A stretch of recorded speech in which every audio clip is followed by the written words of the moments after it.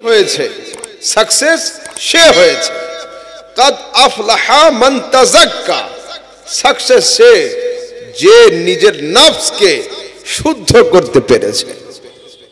হযরতে আদম থেকে নিয়ে হযরতে ঈসা আলাইহিমুস সালাম পর্যন্ত দুনিয়াতে কমবেশ 1 লক্ষ অথবা 2,24,000 পয়গম্বর এসেছেন। প্রত্যেক পয়গম্বরের উদ্দেশ্য এটাই ছিল মানব জাতির পথ প্রদর্শন করা এবং মানব জাতির আত্মা শুদ্ধিকরণ।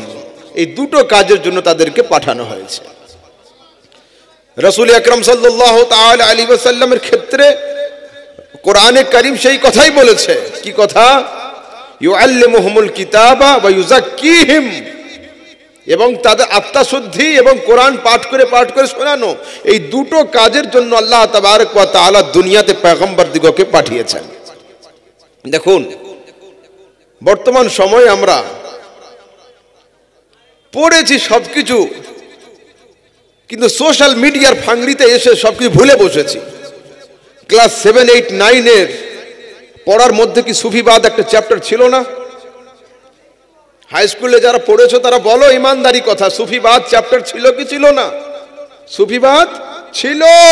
কিন্তু বর্তমান সময়ে এই তাসাউফ, সুফিবাদ, স্পিরিচুয়াল ম্যাটারকে দুনিয়া থেকে উঠিয়ে দেওয়ার জন্য একদল যুবক, একদল ইয়ং জেনারেশন এডুকেটেড ভাই, তারা মাল্টিমিডিয়ার পাল্লাতে পড়ে সুফিবাদকে উঠিয়ে দেওয়ার জন্য চেষ্টায় লেগে রয়েছে। অথচ একজন মানুষ সুফি হয়ে কি হতে পারে? যদি একজন মানুষ সুফি না হয়, কেবলমাত্র আলেম হয়, ওর দেহের উপরে কন্ট্রোল থাকবে। যতক্ষণ পর্যন্ত তাসাউফ বা সুফিবাদের মধ্যে স্পিরিচুয়াল ম্যাটারকে নিয়ে আলোচনা না করবে, ততক্ষণ আত্মা পরিশুদ্ধিতে কোনো কাজই আসবে না। আর একজন মানুষের মধ্যে পরিবর্তন তখনই ঘটে যখন ওর আত্মা শুদ্ধি কাজ হয়। আর যার আত্মা শুদ্ধ নেই, যার মন ঠিক নেই, যার মেন্টালিটি ঠিক নেই, ও কেবল বডিতে মেকআপ করলে কোনো কাজে আসবে না।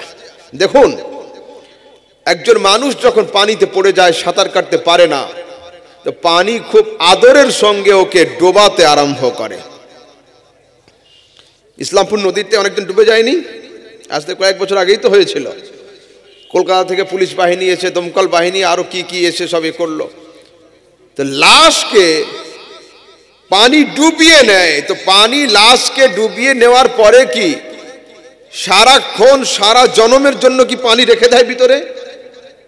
না, আদর করে ওকে ডুবিয়ে নেয়।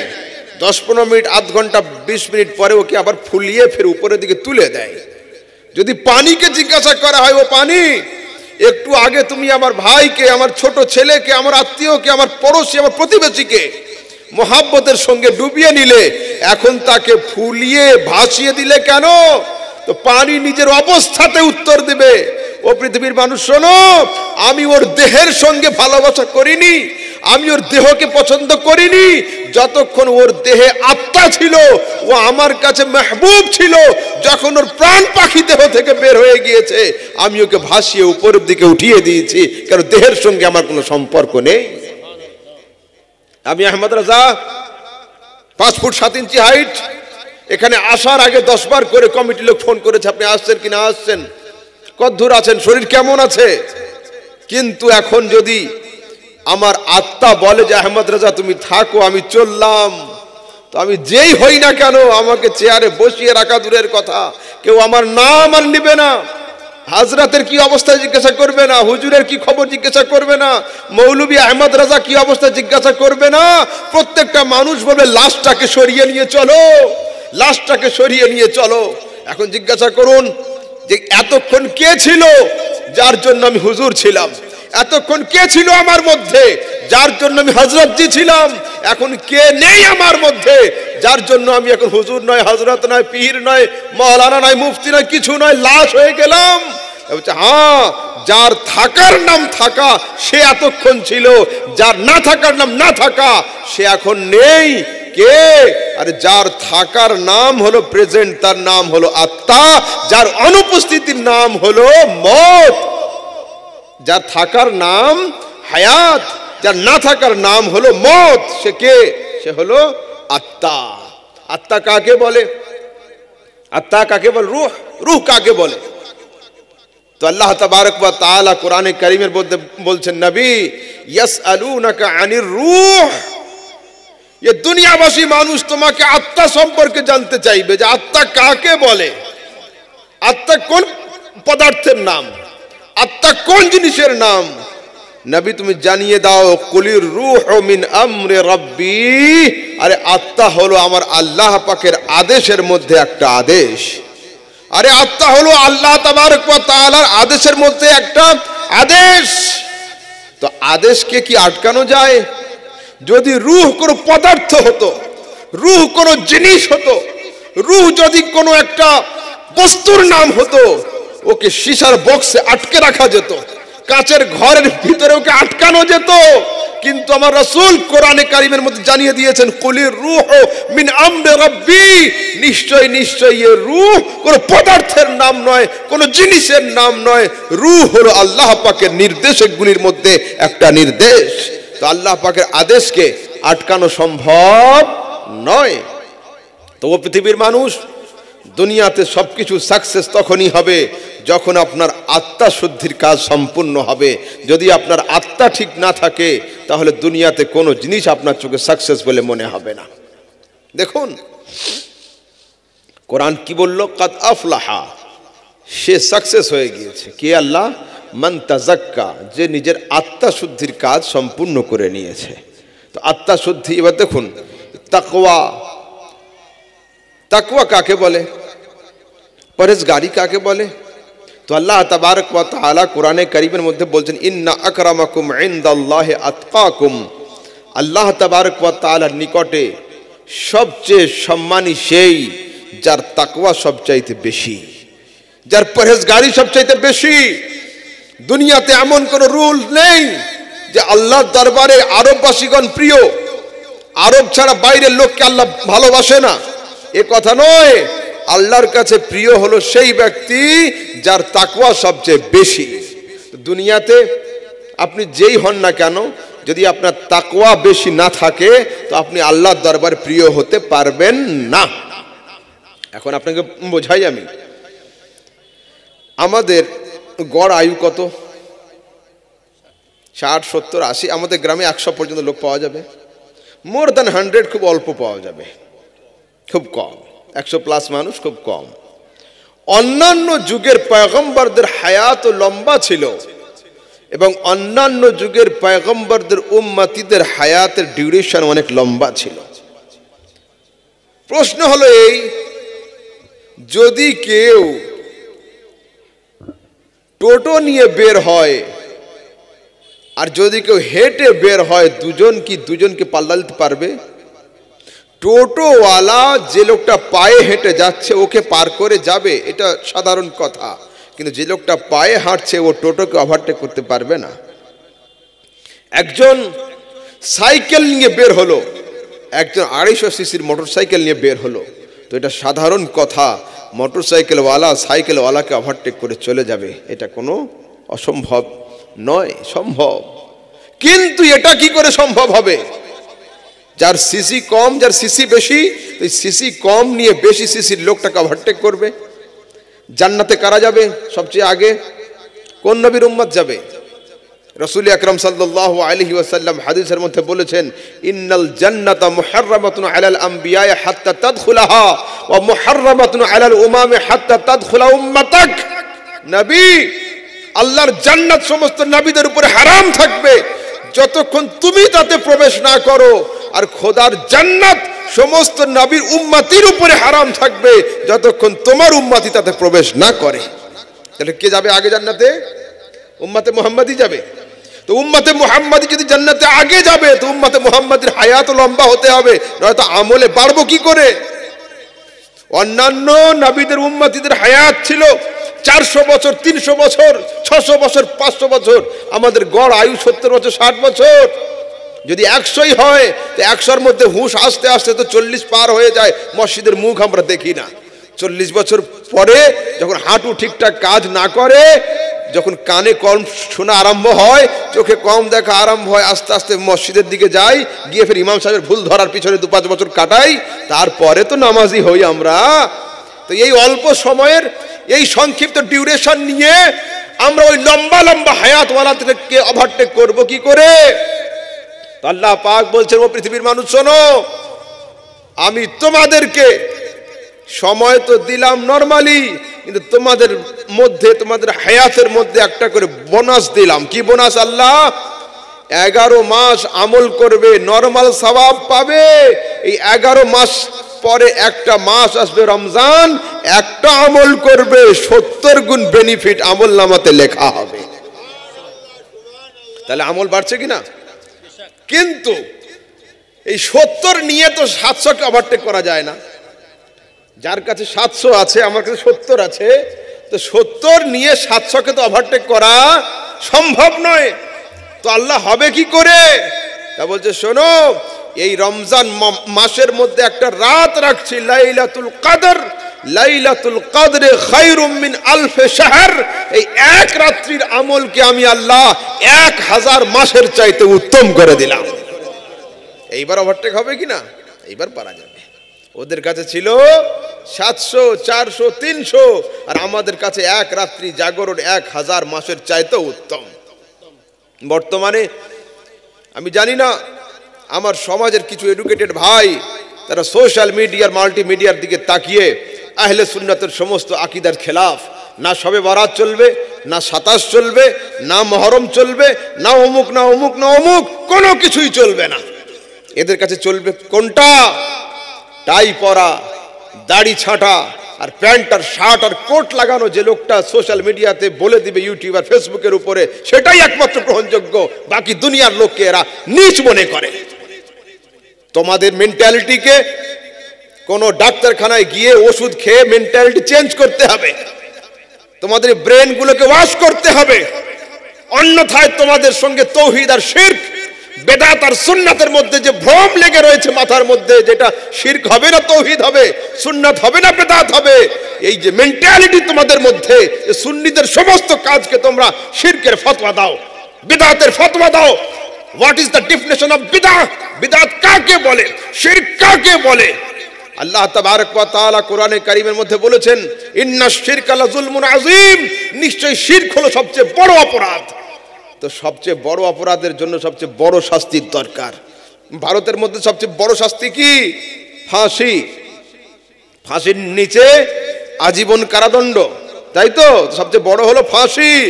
তো সোমবার দিন ইসলামপুর হাটে গিয়ে আমার সাইকেলের চাকা যদি কারো পায়ে উঠে যায়, এই অপরাধে কি ফাঁসি হবে? হবে?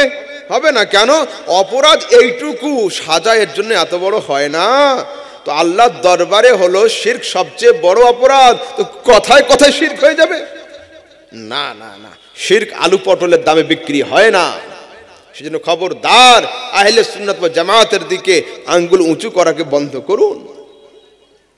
তো আল্লাহ পাক কি বললেন? কাদ আফলাহা, সে সাকসেস হয়েছে। কে? আল্লাহ। মান তাযাক্কা, যে তার আত্মা পরিশুদ্ধির কাজ সম্পূর্ণ করেছে। এবার আসুন আপনাকে একটা জিনিস বোঝাই। আলোর যে যত কাছে হবে, তার ছায়া কিন্তু তত বড় হবে। মোবাইলের ফ্ল্যাশ, যখন কারেন্ট চলে যাবে, মোবাইলটা ঘরের ভিতরে জ্বালাবেন, ফ্ল্যাশটা জ্বালিয়ে এইভাবে করে ধরবেন, একটা আঙ্গুল দিবেন দূর থেকে, তো বড় হয়ে আঙ্গুলটা ওয়ালের উপরে ছায়া পড়বে। আর যদি আঙ্গুলটাকে সরিয়ে ফ্ল্যাশের কাছে নিয়ে আসেন, বা যদি ফ্ল্যাশটাকে চেপে ধরেন, তো আপনার আঙ্গুলের ছায়াতে পুরো ঘর ভর্তি হয়ে যাবে, তাই না? কি বোঝা গেল? যে যত আলোর কাছে থাকে, তার ছায়া তত বড় হয়।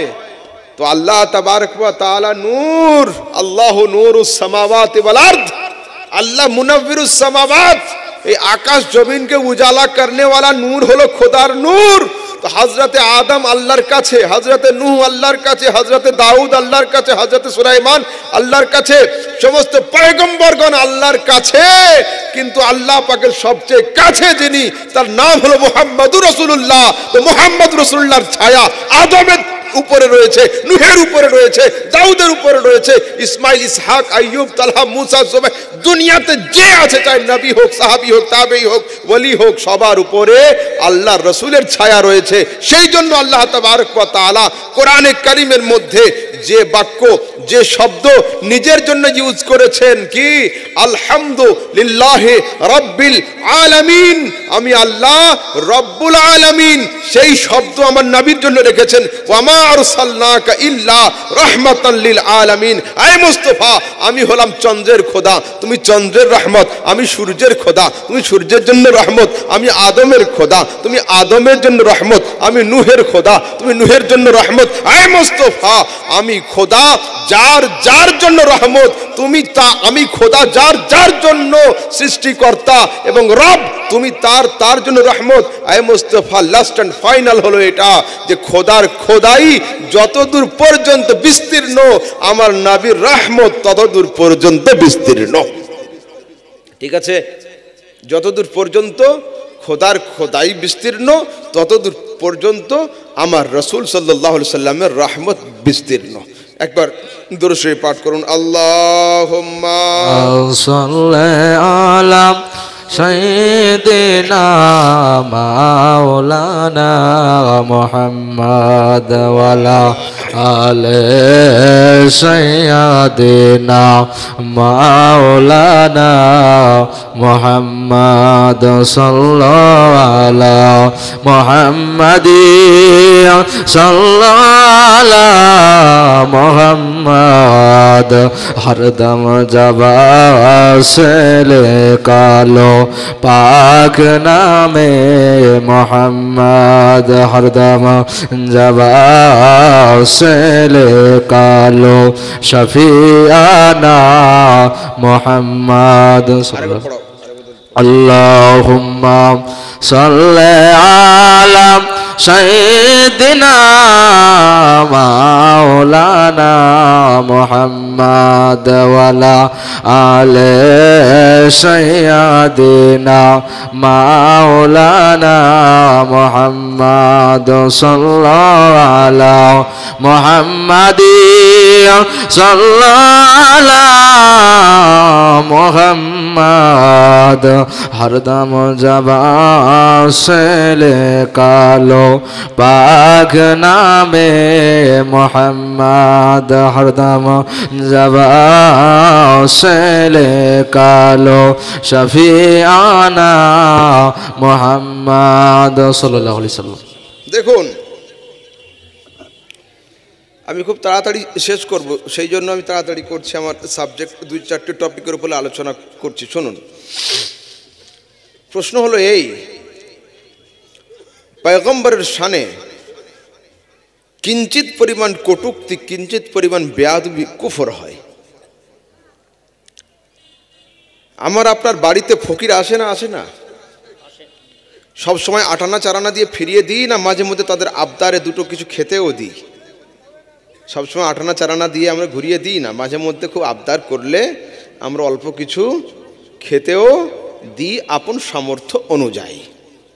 বাংলাদেশের একজন মাওলানা বলছেন, আয়েশার বাড়িতে ফকিরের ভিক্ষাও নেই, ফকিরের ভিক্ষাও জোটে না।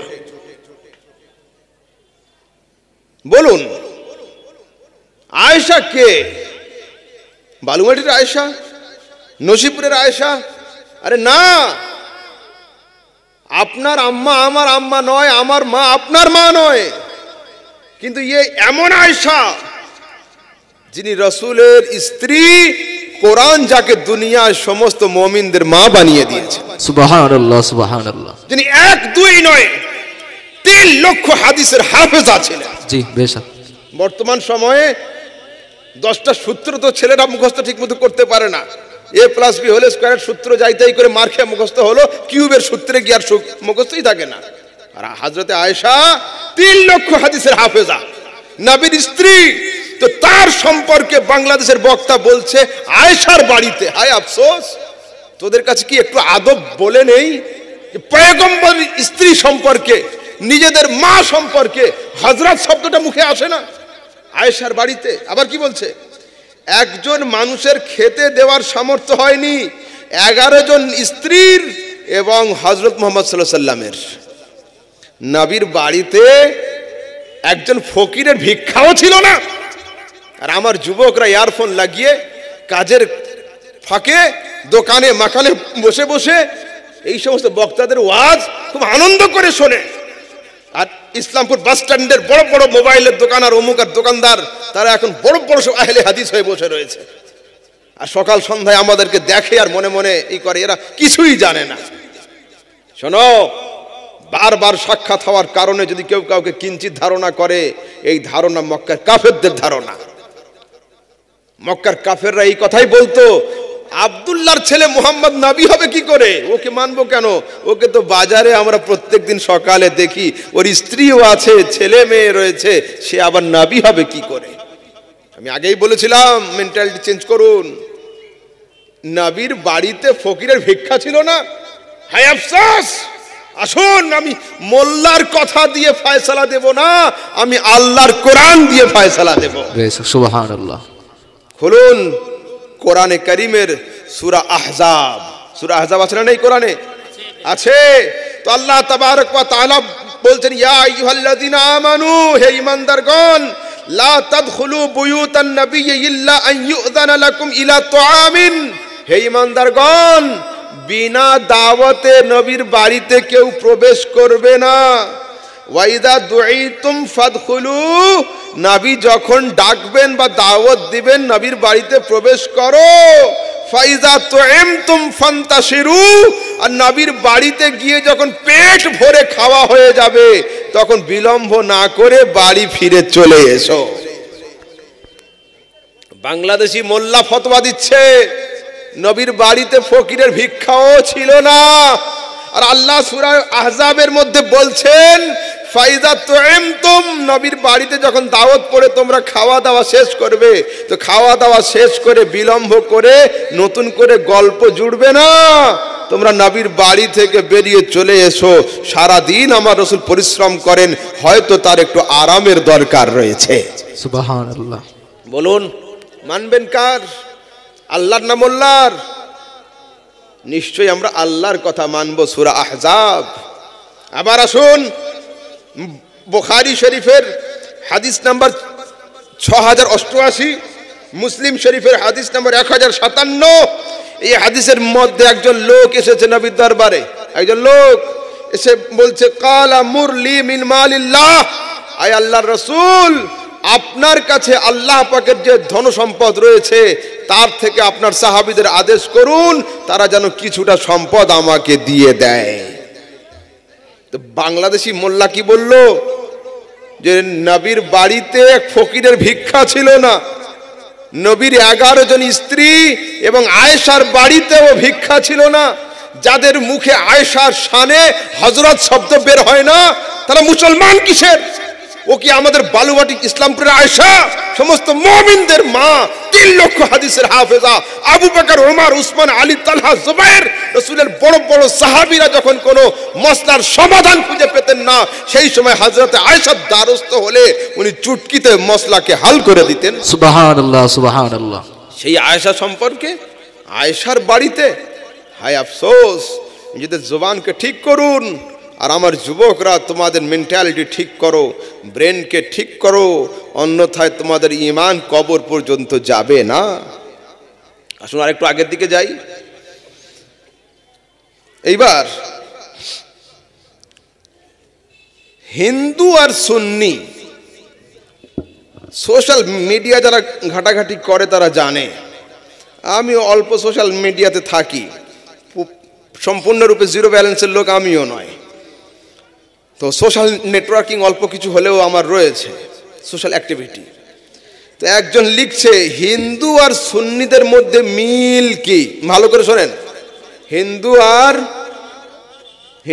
আর সুন্নি, যেমন আমরা লিখতাম না জীব আর জড়, লিখতাম একটা, ওই টাইপের। হিন্দু আর সুন্নিদের মধ্যে লিখছে, হিন্দুরা সেজদা করে মন্দিরে, সুন্নিরা সেজদা করে মাজারে। হিন্দুদের লক্ষ লক্ষ মা আছে, সুন্নিদের লক্ষ লক্ষ বাবা আছে। হিন্দুদের দুর্গা আছে, সুন্নিদের দরগা আছে। হিন্দুদের ঠাকুর আছে, সুন্নিদের পীর আছে। হিন্দুদের বার্ষিক পূজা আছে, মুসলিমদের বার্ষিক উরুস আছে। হিন্দুদের জয় বাবা, মুসলিমদের খাজা বাবা। হিন্দুরা নাচে মূর্তির সামনে, সুন্নিরা নাচে কবরের সামনে। হিন্দুদের প্রসাদ আছে, সুন্নিদের তাবারুক আর শিরনি আছে। দরগা পূজা দুর্গা পূজার মধ্যে বেশি কিছু পার্থক্য নেই। এটা কোনো অমুসলিমের লেখা নয়, যে লিখেছে সেও একজন মুসলিম। কিন্তু এই লেখা কোনো মুসলমানের লেখা হতে পারে, কিন্তু সোশ্যাল মিডিয়াতে এর কোনো প্রতিবাদ নেই। আমার সমাজে যে সমস্ত যুবকরা ইউটিউব আর ফেসবুকের পাল্লাতে পড়ে নিজেদের ঈমানকে জবাই করে দিচ্ছে, তারাও কিন্তু এই পন্থী হয়ে আসছে। কি দাবি করলো? হিন্দুরা মন্দিরে সেজদা করে, সুন্নিরা মাজারে সেজদা করে। আল্লাহ পাকের ইজ্জতের কসম, দুনিয়াতে কোনো পাগল সুন্নি ও মাজারে সেজদা করে না। এবং আমরা একমাত্র আল্লাহ ছাড়া কারোর সামনে মাথা নততে রাজি নয়। এতে ওয়াহাবি হোক, দেওবন্দি হোক, তাবলিগি হোক, আহলে হাদিস হোক, লামাযহাবি হোক, ফারাজি হোক, সুন্নি হোক, বেরেলি হোক, দেওবন্দি হোক, এতে আমরা সবাই একমত যে আল্লাহ ছাড়া কারোর সামনে সেজদা করা চলবে না। এতে আমরা সবাই একমত। ও জামাতে ইসলামী হোক বা তাবলিগি জামাত হোক বা আমি হই আর যেই হোক, আমরা সবাই এতে একমত যে আল্লাহ ছাড়া কারোর সামনে সেজদা করা চলবে না। কিন্তু তাদের স্বতন্ত্র কোনো পুস্তক নেই, স্বতন্ত্র কোনো কিতাব নেই। তারা মুখে মুখে বলেছে যে আল্লাহ ছাড়া কারোর সামনে সেজদা করা যাবে না। আর আমরা এত সেজদা বিরোধী, আল্লাহ ছাড়া কারোর সামনে সেজদা করার এত বিরোধিতা করি। আমরা স্বতন্ত্র, আমাদের ইমাম আহলে সুন্নাত আলা হযরত 1400 হিজরির মহান মুজাদ্দিদ, কম বেশি 1000 পুস্তকের রাইটার, 70টা ভাষার পণ্ডিত ইমাম আহমদ রাজা খান সরাসরি পুস্তক লিখেছেন আজ-জুবদাতুজ জাকিয়া ফি তাহরিবে সুজুদিত তাহিয়া। এই গ্রন্থের মধ্যে 70টা হাদিস এবং 150টা ফতোয়া দিয়ে প্রমাণ করিয়েছেন যে আল্লাহ ছাড়া দ্বিতীয় কারোর সামনে সেজদা করা চলবে না। জি সুবহানাল্লাহ। এরপরেও তোমাদের আঙ্গুল ওঠে আহলে সুন্নাতের দিকে। শুনুন, বক্তব্যে আমার সবসময় ব্যালেন্স বরাবর থাকে। যারা আহলে সুন্নাত নয় এটা তো তাদের বললাম, কিন্তু সুন্নিদের কি আমি ছাড়বো নাকি? না না না, ও নীতি আমার কাছে নেই। আমার কাছে ব্যালেন্স বরাবর। ভুল যেটা ভুল, যদি আমার কোনো ভুল হয়ে থাকে বলতে হবে, নিজেদের মধ্যে বলা বলি করলে তবে সংশোধন হবে। সুন্নিদের কিছু পীর সাহেব উঠেছে, এরা পীর নয়, পীর নামের ক্ষীর। এরা বলছে যে 3টে জায়গায় সেজদা করা চলবে, বাবা মাকে সেজদা করা চলবে, পীরকে সেজদা করা চলবে, আর পীরের কবরকে সেজদা করা চলবে। আরে শুনুন, যদি কেউ বিষ পান করে ও নিজে মরবে, যদি বিষ খায় তো নিজে মরে, বিশ্বাস খেলে বংশ মরে। এই সমস্ত পীর সাহেবরা সুন্নিয়াতের বিশ্বাস খেয়ে ফেলেছে। সেই জন্য আজ তাদের জন্য আমার সুন্নিয়াত কলঙ্কিত হয়ে যাচ্ছে, আমার সুন্নিয়াত কলঙ্কিত হয়ে যাচ্ছে। আল্লাহ পাকের ইজ্জতের কসম, এই রকম দাবি যদি কেউ করে যে মাকে সেজদা করা চলবে, বাপকে সেজদা করা চলবে, মাজারে সেজদা করা চলবে, পীরের সামনে সেজদা করা চলবে, আজ গোলাম সামদানির বেটা স্টেজে বলে যাচ্ছে ওকে আমরা পীর মানি না, ওর হাতে মুরিদ হওয়া হারাম রয়েছে। ব্রাদার ইসলাম, ওর হাতে মুরিদ হওয়া চলবে না, ও যত বড় পীর হোক, যত বড় পীর হোক। এটা আমাদের আকীদা নয়। তারপর কি বলছে? হিন্দুদের আছে লক্ষ লক্ষ মা আর সুন্নিদের আছে লক্ষ লক্ষ বাবা। আচ্ছা, এদের দাবি হলো মানুষের বাপ একটা, ও ছাড়া আর দ্বিতীয় কাউকে বাবা বলা যাবে না। লেখাপড়া না করলে যে অবস্থা হয়, সার্টিফিকেট আমতলা জামতলা থেকে পাস করা, এরা জানে না কিছুই। আসল পিতা একটাই, যিনি হলেন মায়ের স্বামী, হলো ইনি হলেন একমাত্র পিতা। বাকি অন্য কাউকে আর আব্বা বা বাবা বলা চলবে কি চলবে না? মশলা এই জায়গাতে, মশলা এই জায়গাতে যে আর কাউকে কিছু বলা চলবে কি চলবে না। দেখুন, তোমাদের খাজা বাবা মানতে হবে না, দরকার নেই। অন্য কাউকে মানতে হবে না, দরকার নেই। কমসে কম আল্লাহর কোরআনটা খুলে তো দেখো। তোমরা দাবি করছো যে বাবা একজন, মায়ের স্বামী, দ্বিতীয় কেউ আর বাবা নয়। কোরআন খুলে দেখো, আল্লাহ তাবারক ওয়া তাআলা হযরত ইব্রাহিম আলাইহিস সালামকে জাতির পিতা বলেছেন। আছে না নেই? আছে না নেই? আছে। তো ফাদার অফ নেশন কে? হযরতে ইব্রাহিম। তো যদি এরা কোরআনটা খুলে পড়তো হতভাগার দল, তো সুন্নিদের উপরে কমসে কম আঙ্গুল উঁচু করতে পারতো না। এরা বলে বাপ একটা, দ্বিতীয় বাপ আসলো কোথা? আরে ভাই, খাজা বাবা মানতে হবে না, তুমি ছেড়ে দাও, ওটা আমার হিস্সার জিনিস। খাজা বাবা মানা তোমার তকদিরে লেখেনি আল্লাহ, মানতে হবে না তোমাকে, খাজা বাবা আমাকে দিয়ে দাও। কিন্তু বাপ আর কাউকে বলা চলবে না, এই দাবিটাই তো ভুল। কোরআনের মধ্যে আল্লাহ পাক হযরত ইব্রাহিম আলাইহিস সালামকে ফাদার অফ নেশন বলে দিয়েছেন। জাতির পিতা হলেন হযরত ইব্রাহিম আলাইহিস সালাম, কোরআনে আছে। এবার এদের নলেজ কম, আকল কম, বিবেক বুদ্ধি কম, স্টাডি কম, পড়ালেখা কম। এরা সৌদি আরবে গিয়ে কি খোঁজে? মিলাদ কিয়াম সৌদি আরবে খোঁজে। বর্তমান সমাজের একটা বক্তা মমতাজুল ইসলাম না কি নাম আছে, আমার দেশে বাড়ি, উনি ওইখানে ওমরা করতে গিয়ে লাইভ করছে, এখানে ইয়া নবী সালাম আলাইকা নেই, এখানে মিলাদুন নবী নেই আরবে। তো আমরা করব কেন? আরবে যেটা থাকবে সেটা করতে হবে, আরবে থাকবে না করতে হবে না। নবীর যুগে তো আবু জেহেল ছিল, বর্তমান যুগে আবু জেহেল কই? নবীর যুগে তো আবু জেহেল ছিল, তাহলে কি প্রত্যেকটা গ্রামে একটা করে আবু জেহেল হওয়া সুন্নাত হয়ে যাবে নাকি? হ্যাঁ, নবাব সিরাজউদ্দৌলার যুগে তো মির্জাফর ছিল, তো গ্রামে গ্রামে মির্জাফর কই? ওটা নয় আমাদের থিওরি, মক্কা নয় আমাদের থিওরি, মদিনা নয়। আমরা মদিনাকেও ফলো করি না, মক্কাকেও ফলো করি না। আমাদের ফলো করার জিনিস হলো দুটো। আমার রাসূল ইন্তেকাল করার আগে বলে গিয়েছেন, ইন্নী তারিকুম ফিকুম সাকালাইন, আরে আমি তোমাদের মধ্যে দুটো ভারী ওজনওয়ালা মজবুত জিনিসকে ছেড়ে যাচ্ছি। একটার নাম হলো আল্লাহর কোরআন, আর আরেকটার নাম হলো আমার সুন্নাত বা হাদিস। তো আমরা ডান হাতে কোরআন রাখি, বাম হাতে হাদিস রাখি। মক্কা যেদিকে যাক, মদিনা যেদিকে যাক, সৌদি আরব যেদিকে যাক, আমাদের দেখার কোনো প্রয়োজন নেই। আমরা আরবকে দলিল বানাই না, আমরা আরবকে দলিল মানি না। যদি আরবকে দলিল মানাতে হয় তো আগামী কালকের বা যাদের হাতে এখনই মোবাইল আছে, গুগল খোলো, লেখো মাওলানা কালবানি। এক সময় আরবের 1 কোটি মানুষের ইমাম হতেন তিনি। সেই মাওলানা কালবানি এখন ইমামতি ছেড়ে দিয়ে সরাসরি সিনেমা জগতে এসে হাফ প্যান্ট পরা ছবি, এবং আরবে যেটা জুয়ার আড্ডা খোলা হয়েছিল, ওই জুয়ার আড্ডা ঘরে গিয়ে সবচেয়ে প্রথম তাস হাতে নিয়ে সেই লোকটা জুয়া খেলাকে উদ্বোধন করেছিল। এই তো অবস্থা তোমাদের। আসুন আবার একটু আগের দিকে যাই। এদের আছে, হিন্দুদের আছে ঠাকুর, মুসলিমদের আছে পীর।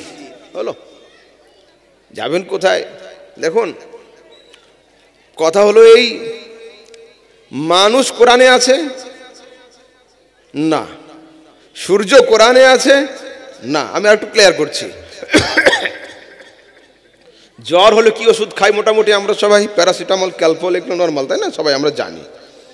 তো একজন লোক হোমিওপ্যাথি ওষুধের বই হাতে নিয়েছে, নিয়ে ওতে ক্যালপলের নাম খুঁজছে সারাদিন ধরে, আর প্যারাসিটামল বই আছে হাতে, হোমিওপ্যাথি খুঁজে পায়নি।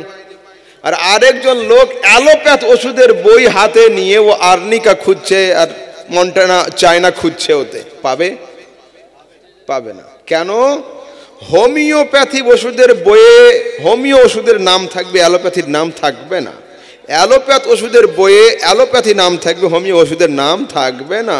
তো আরে পীর তো ফার্সি শব্দ, কোরআন হলো আরবি বই, তো পীরের নাম কোরআনে থাকবে কি করে? হয় এরা মূর্খ নয় জালিয়াত, দুটোর মধ্যে যে কোনো একটা।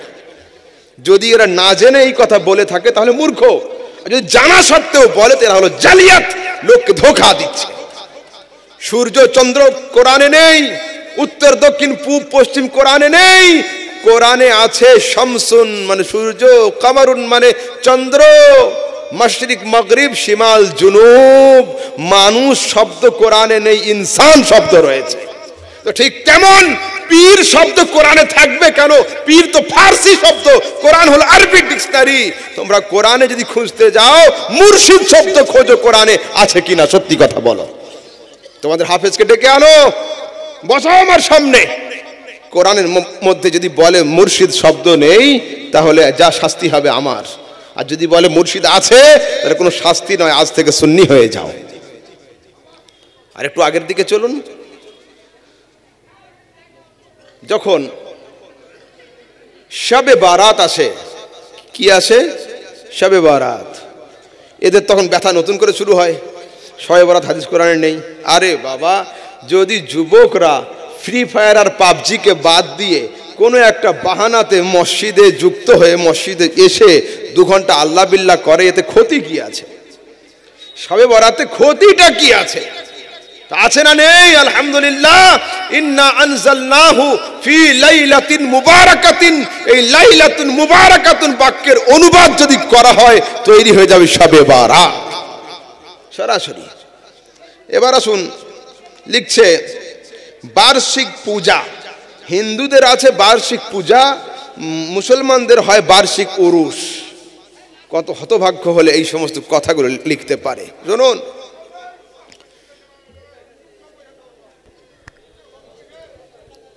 যারা ডান সাইডে দাঁড়িয়ে আছেন, দয়া করে বলবো সামনে বসে পড়ুন। যারা ডান সাইডে বসে দাঁড়িয়ে আছেন, তেনাদেরকে বলবো দয়া করে আপনারা চটে বসে পড়ুন। একবার দরুদ শরীফ। মহিলাদের জন্য দোতলায় জায়গা করা হয়েছে, আপনারা উপরে চলে যান। মহিলাদের জন্য দোতলায় জায়গা করা হয়েছে, আপনারা দোতলায় চলে যান। যিনারা ডান সাইডে দাঁড়িয়ে আছেন, তেনারা স্টেজের সামনে বসে পড়ুন। সাইয়্যিদিনা মাওলানা মুহাম্মদ ওয়ালা আলে সাইয়্যিদিনা মাওলানা মুহাম্মদ সাল্লাল্লাহু আলা মুহাম্মাদি সাল্লাল্লাহু আলা মুহাম্মদ হরদম জবাসলে কালো পাক নামে মোহাম্মদ হরদম জবাসলে কালো শফিআনা মোহাম্মদ সাল্লাল্লাহু আলাইহি ওয়াসাল্লাম। হ্যাঁ, কি লিখছে? হিন্দুদের আছে বার্ষিক পূজা, সুন্নিদের আছে বার্ষিক উরুস। দেখুন, উরুস কাদের হয়? উরুস শব্দ আসলো কোথা থেকে? সরাসরি